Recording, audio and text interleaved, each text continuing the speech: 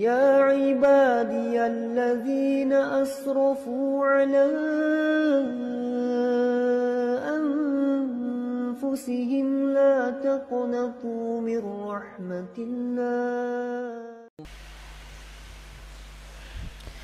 إن الحمد لله نحمده ونستعينه ونستغفره ونعوذ بالله من شرور أنفسنا ومن سيئات أعمالنا من يهده الله فلا مضل له ومن يضلل فلا هادي له وأشهد أن لا إله إلا الله وحده لا شريك له وأشهد أن محمدا عبده ورسوله لا نبي ورسول بعده قال الله تعالى في الكتاب الكريم أعوذ بالله من الشيطان الرجيم يا أيها الذين آمنوا اتقوا الله حق تقاته ولا تموتن إلا وأنتم مسلمون يا أيها الناس اتقوا ربكم الذي خلقكم من نفس واحدة وخلق منها زوجها وبث منهما رجالا كثيرا ونساء واتقوا الله الذي تساءلون به والأرحام إن الله كان عليكم رقيبا يا أيها الذين آمنوا اتقوا الله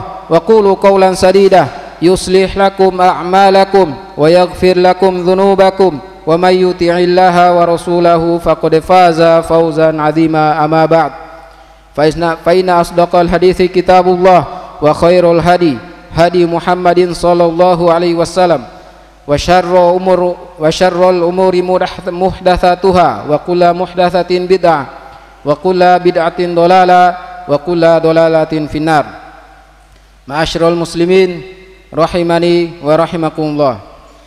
Pertama-tama tak lupa kita memuji Allah dengan pujian yang sangat banyak karena kehadirat Allah Subhanahu wa taala kita masih diberikan kesempatan, kekuatan, taufik sehingga kita masih bisa berkumpul di tempat yang mulia ini. Salawat dan salam semoga tercurahkan kepada junjungan Nabi Muhammad sallallahu alaihi wasallam beserta para istri-istri beliau, keluarga beliau, sahabat-sahabat beliau, tabi'in, tabi'ut tabi'in, dan semoga tercurahkan kepada kita sekalian. Amin amin ya rabbal alamin. Adapun pada kesempatan kali ini khatib akan membacakan khutbah yang berjudul keutamaan menuntut ilmu. Ma'asyiral muslimin rahimani wa rahimakumullah. Pertama-tama khatib berwasiat kepada diri khatib pribadi dan para jamaah sekalian agar senantiasa bertakwa kepada Allah Ta'ala, karena takwa merupakan sebaik-baik bekal yang bisa disiapkan seorang muslim untuk kehidupan di dunia maupun di akhirat kelak. Allah Ta'ala berfirman, dan bertakwalah kepada Allah, Allah memberikan pengajaran kepadamu dan Allah Maha mengetahui segala sesuatu. Al-Baqarah 282.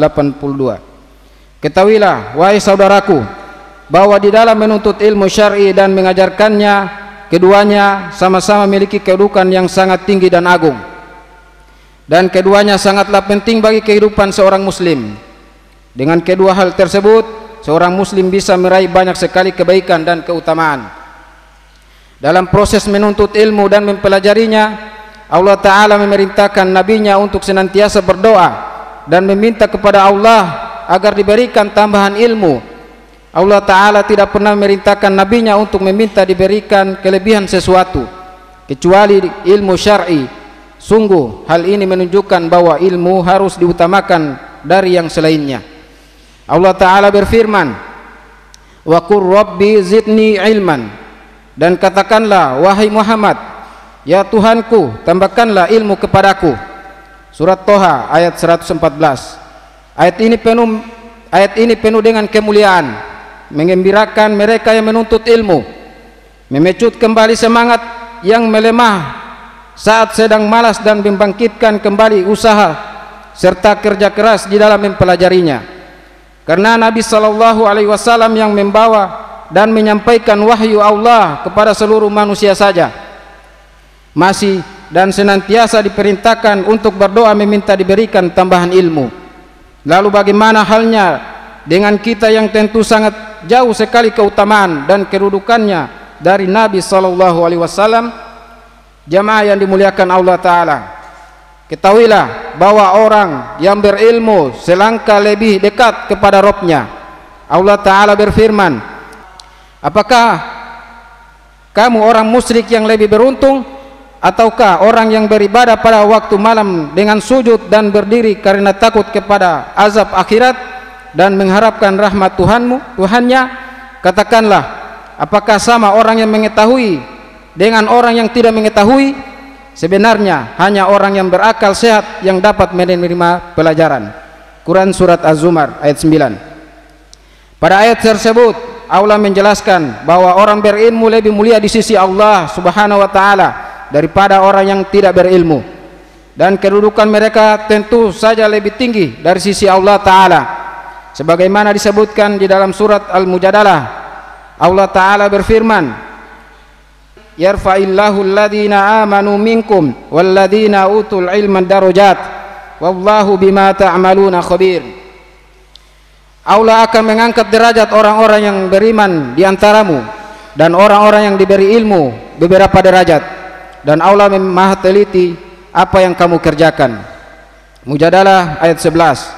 Di dalam sebuah hadis Nabi SAW menjelaskan bagaimana pentingnya kedudukan ilmu syar'i. Bagaimana kedudukan ilmu syar'i ini terhadap semua hal duniawi. Beliau SAW bersabda, ketahuilah, dunia itu terlaknat, segala yang terkandung di dalamnya terlaknat, kecuali orang yang berzikir kepada Allah, yang melakukan ketaatan kepadanya, seorang alim atau penuntut ilmu syar'i. Hadis riwayat Tirmidzi.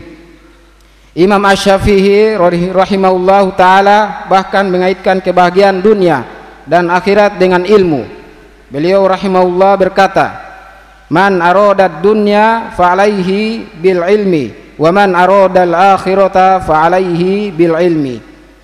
Barang siapa yang menginginkan kebahagiaan dunia, maka hendaknya dia dengan ilmu, dan barang siapa yang menginginkan kebahagiaan akhirat, maka hendaknya dengan ilmu. Ma'asyiral muslimin rahimani wa rahimakumullah, ketahuilah bahwa menuntut ilmu lebih didahulukan dan lebih diutamakan daripada amalan-amalan sunnah yang lain. Sebagaimana Nabi SAW bersabda, sesungguhnya berdirinya salah seorang dari kalian di jalan Allah, yaitu medan jihad, lebih utama daripada salat sunnah di rumahnya selama 70 tahun. Hadis riwayat Tirmidzi. Menuntut ilmu merupakan salah satu bentuk jihad di jalan Allah yang paling mulia, karena hanya dengan ilmulah agama ini tegak dan tersebar di muka bumi. Nabi SAW bersabda, man kharaja fi talabil ilmi kana fi sabilillahi hatta yarji'a. Barang siapa yang keluar dalam rangka untuk mencari ilmu, maka ia berada di jalan Allah hingga ia pulang. Hadis hasan gharib, diriwayatkan oleh Imam Tirmidzi dan Al-Bazzar. Menuntut ilmu adalah tanda Allah Ta'ala menginginkan kebaikan untuk kita. Nabi SAW bersabda, man yuridillahu bihi khairan yufaqihu fid din. Barang siapa yang Allah kehendaki kebaikan kepadanya, niscaya Allah akan jadikan ia paham dalam agama. Hadis riwayat Bukhari dan Muslim. Sebaliknya, saat seseorang bermalas-malasan di dalam mempelajari ilmu syar'i, bahkan meremehkannya, maka ia harus waspada. Bisa jadi ini pertanda Allah Ta'ala tidak menginginkan kebaikan untuk dirinya. Hendaknya ia segera bertobat dan menyibukkan diri kembali di dalam belajar dan menuntut ilmu, sehingga nantinya Allah Ta'ala bukakan kembali pintu-pintu kebaikan untuk dirinya. Ma'asyiral muslimin rahimani wa rahimakumullah, pentingnya menuntut ilmu syar'i dan mempelajarinya bukan semata-mata karena banyaknya keutamaan yang akan diperoleh. Lebih dari itu semua, Allah Ta'ala menjadikan tolibul ilmi, menuntut ilmu, sebagai salah satu fitrah dan bawaan semua orang saat ia dilahirkan ke dunia ini, di mana Allah Ta'ala telah menciptakan serta membekali setiap jiwa yang ada dengan wasilah dan berbagai sarana untuk mendulang ilmu ini. Allah Ta'ala berfirman, dan Allah mengeluarkan kamu dari perut ibumu dalam keadaan tidak mengetahui sesuatu pun, dan Dia memberimu pendengaran, penglihatan, dan hati nurani agar kamu bersyukur. An-Nahl ayat 78. Pendengaran, penglihatan, dan hati nurani adalah sarana-sarana mempelajari ilmu syar'i.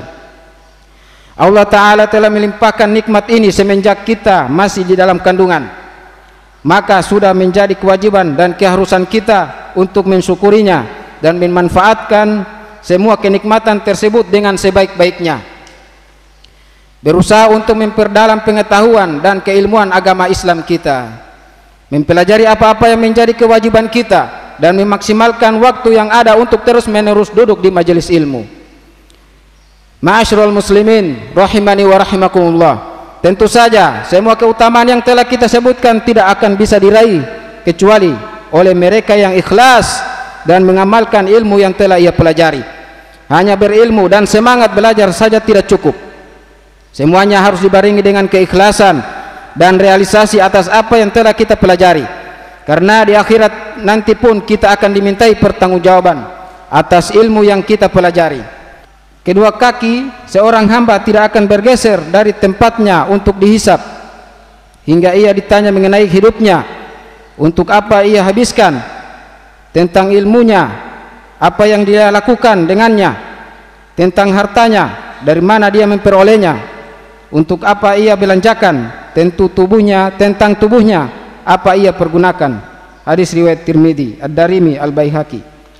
Aqulu qawli hadza astaghfirullah li wa lakum fastaghfiruhu innahu wal ghafurur rahim.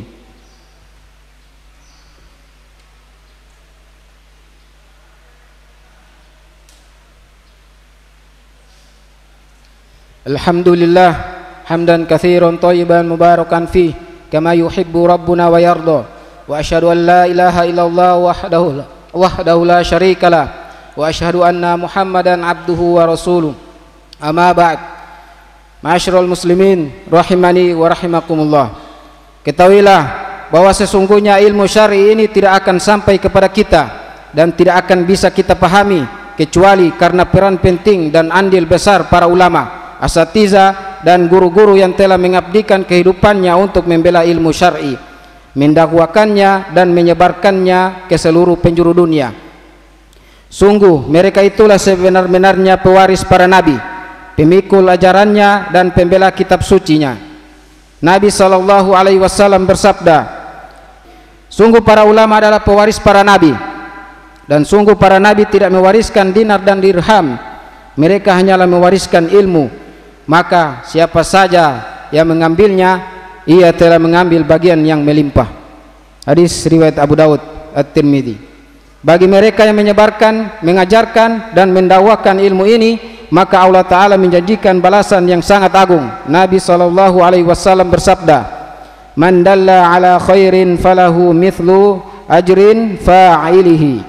Barang siapa yang menunjukkan kepada kebaikan, maka dia akan mendapatkan pahala seperti pahala orang yang mengerjakannya. Hadis riwayat Muslim. Mengerjakan ilmu merupakan bentuk keberkahan dan tanda bahwa ilmunya tersebut bermanfaat.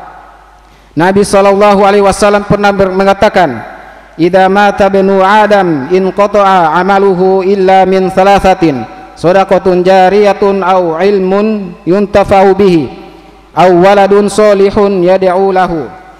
Jika anak Adam meninggal, maka terputuslah semua amalnya kecuali dari 3 perkara. Yang pertama yaitu sedekah jariah, ilmu yang bermanfaat, dan anak yang soleh yang mendoakannya. Hadis riwayat Muslim.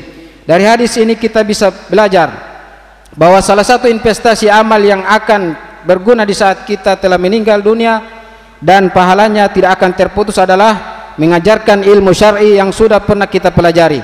Sedangkan mereka yang sudah mempelajari sebuah ilmu lalu menyembunyikan ilmu tersebut dan tidak mau mengajarkannya, maka ancamannya sangatlah keras.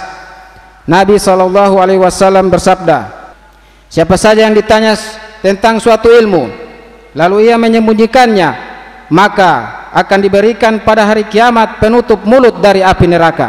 Hadis riwayat Abu Daud, At-Tirmidzi dan Ahmad.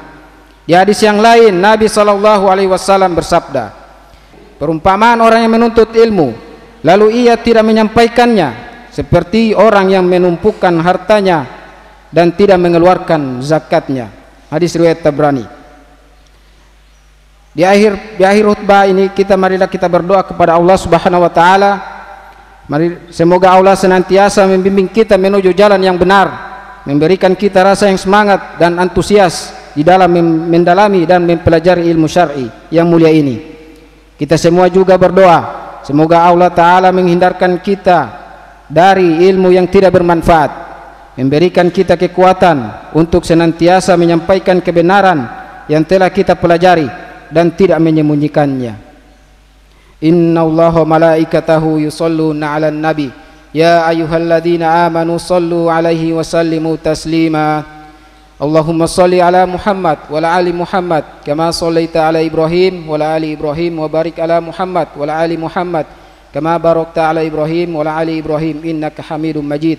Allahumma ighfir lil muslimina wal muslimat wal mu'minina wal mu'minat an ahya minhum wal amwat innaka sami'un qaribun mujibu da'wa ya qadiyal hajat.